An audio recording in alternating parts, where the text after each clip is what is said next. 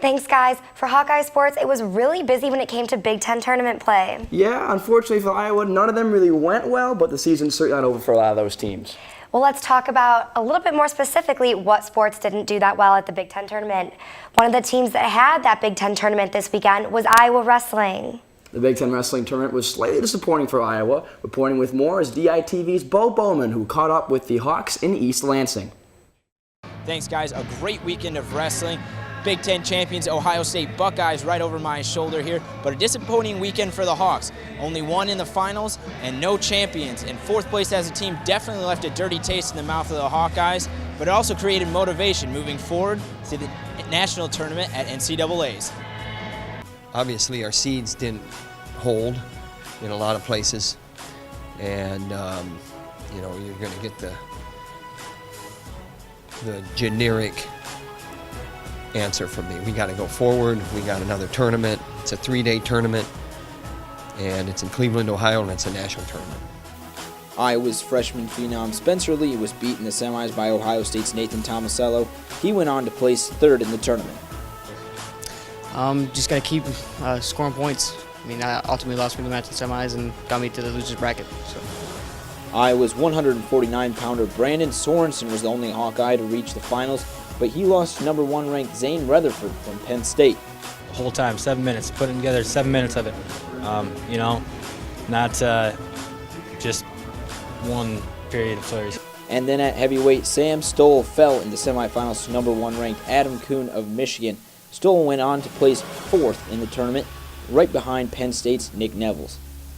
And that's a wrap on the 2018 Big Ten tournament here in East Lansing, Michigan. Not what the Hawks wanted, but plenty to build on moving forward to the NCAA National Tournament here in 2 weeks. From East Lansing, this has been Bo Bowman, DITV Sports. Thanks, Bo. Like he said, the NCAA tournament is less than 2 weeks away, where the Hawkeyes will look to bounce back after this disappointing weekend. We'll have more on that on Thursday's Matt Side Show with Bo Bowman and Jim Jurdies. Another team that didn't get their outcome they wanted in the Big Ten tournament was women's basketball. Despite a 48-point game from Megan Gustafson, the women's basketball team fell to Minnesota 90-89 in the third round of the Big Ten tournament on Friday. You know, you get down to a 1-point game and you look at, you know, we're 19 possessions down. You know, they have 80 shots on the hoop. We have 61. It's tough. It's amazing, really, that we're in the game, but really because of our really good shooting game, obviously, especially by Megan, you know, setting a Big Ten record, a school record. Really amazing. But, you know, Mackenzie shot the ball well. So, you know, as a whole, our team shot the ball well. We just needed one more defensive stop. You know, I think I just have to thank my guards. You know, they gave me great passes inside. I was able to really work on my feet and just getting good position, which helped a lot. You know, I knew this was going to be a big game. Minnesota's a great team, and so I just told myself that I need to step up. You know, I've had group projects where I've done most of the work and we've still gotten a bad grade, so I know how Megan feels. The Hawks are, though, projected to make the NCAA tournament. A team that was a little more local this weekend was the Iowa men's gymnastics team.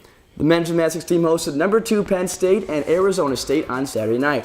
Iowa took the floor first and started out a little shaky, but after good performances on both the pommel and rings, Iowa was inching their way back into the meet, with their hopes on upsetting their Big Ten rival. With a few costly errors from the competition on the pommel and the high bar, Iowa was able to secure a comfortable lead through the first 3 events.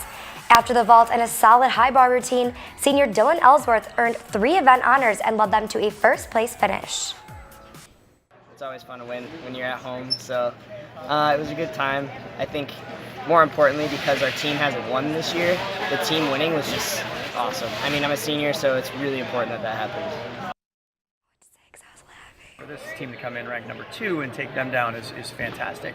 We've been capable of doing those things all along, but it's a subjective sport, right? And it's a performance sport, so we got to get out there and do it together. And tonight we had the most, I guess, unity with the entire 34 routines or whatever we put out there, and it was great from start to finish.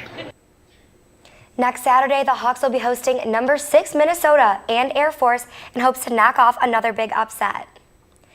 While the men's tennis team held a competitive and triple header this weekend against Cornell, Oregon, and Nebraska Omaha.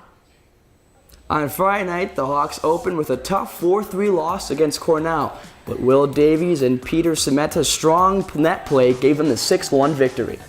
The Hawks rebounded from Cornell with a double side, springboarding them to a quick 1-0 advantage over Oregon on Sunday morning. Making the opponent miss was the strategy for Kareem Alaf and his partner Jonas Larson. But that did not mean the Hawks couldn't be aggressive too, as they ran over Nebraska Omaha 7-0, thanks to the impressive overheads and stinging volleys. It shows that our guys, we have good players, we have guys that compete well, we have guys that believe in themselves, and they're really taking into the coaching and the way that we want our guys to compete on the court. So I'm glad to see them getting big wins and contributing to the team in every way that they can.